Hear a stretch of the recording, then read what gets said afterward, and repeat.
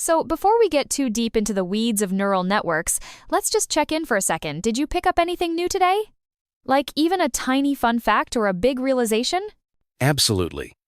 I had one of those moments where you realize you've heard about neural networks forever, but suddenly, it actually clicks. I finally get why everyone's so hyped about them lately. That's music to my ears, and honestly, I still remember when neural networks sounded like pure sci-fi nonsense to me. But now they're everywhere. Speaking of which, let's dig into Chapter 2, the heart of this story.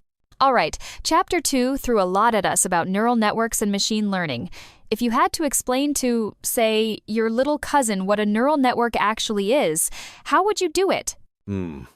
I'd probably say it's like a supercharged version of how our brains work.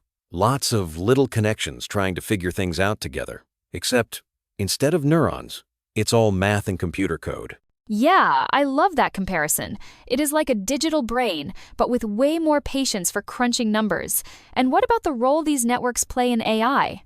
From what I understand, they're basically the backbone of most modern AI systems, like anything from recognizing photos to translating languages. Neural nets are the magic under the hood. That brings up a fun debate, the whole symbolic versus subsymbolic thing. Did the chapter help you get what people mean by those terms? It did, actually. Symbolic makes me think of math like Newton's F equals ma, where everything has a formula. Subsymbolic is more the neural network side. No set formula, just lots of trial and error until it gets it right. Exactly! That's such a shift! For centuries, we wanted everything to fit into neat mathematical boxes, and now suddenly we trust these messy, data-driven models. It's kind of wild. So, back in the day, neural networks weren't exactly the stars of the AI world. Why do you think researchers gave up on them for a while? From what I gathered, the early versions just fell flat. They were way too simple to solve real problems, and the computers back then just weren't powerful enough to make them useful. Yeah, those old-school perceptrons needed more muscle and data than anyone could give them. It's funny sometimes a breakthrough is just waiting for the right hardware to come along. Honestly, the leap in computing power is what blew the doors open for deep learning. Once GPUs and massive datasets entered the scene, everything changed. Funny you mention hardware. Let's talk about those CPUs and GPUs for a sec. Why are these things so important for modern neural networks? Well, neural nets need to do tons of calculations at once. GPUs are like having thousands of tiny workers chipping away in parallel, instead of just one guy racing around. That's what really makes deep learning possible. Couldn't have said it better. I read that the latest NVIDIA chips cram 1 billion transistors onto something you can lose in your pocket. It's like carrying around a tiny supercomputer. Let's pull back the curtain on how these networks work. Can you walk me through what happens as data goes through a neural net? So, say you're showing it a picture. The input layer grabs the raw info, then it gets passed to a bunch of hidden layers. Those are like detectives looking for clues. Each layer picks out different features, getting more abstract as you go. That's a great image. And then the output layer steps in, right? Taking all that detective work and deciding, hey, this looks like a cat, not a dog. Exactly, except sometimes the first guess is way off. That's where the learning comes in. That's the perfect segue. What's this whole backward error propagation thing everyone keeps talking about?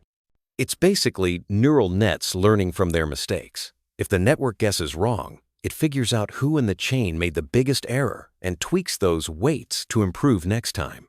It's almost like a teacher giving feedback, hey, fix this part. I like the analogy from the chapter. It's like a whole team adjusting their strategies after missing a goal. Yeah, and that feedback loop is what made modern AI take off.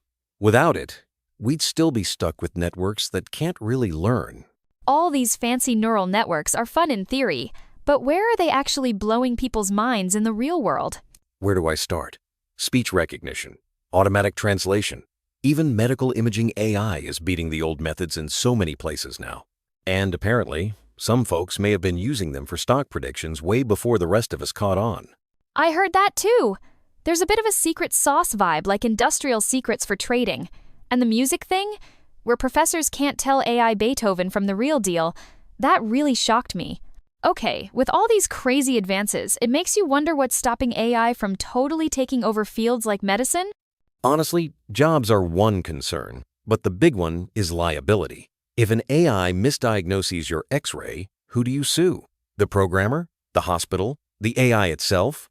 That's a legal can of worms nobody's really sorted out yet. Exactly. And until someone figures out who's responsible, AI might always need a human backup. Plus, there's this whole compliance and ethics side that's only going to get bigger. So, circling back, people keep asking if symbolic and subsymbolic AI could ever work together. Is that even possible? It sounds cool in theory, but so far, the experiments mixing them have flopped. Neural networks just don't want to play by the same rulebook as traditional formula-based systems. Yeah, I guess you can't force a wild guesser to follow strict math rules. It's like trying to make a jazz musician play only scales most of the magic disappears. As we wrap up, it feels like one thing keeps coming up: data. Why is it so central to all of this? Because these networks are only as good as the data they train on. No data, no learning. That's why everyone's collecting it, buying it, sometimes hoarding it. It fuels the whole AI engine. And with this tidal wave of digital info, machine learning just keeps getting better. Kind of wild to think math formulas ran the world for centuries, and now it's all about who has the best training data. It really is a paradigm shift. We're living in the age of data, and AI is learning more, sometimes faster than we are.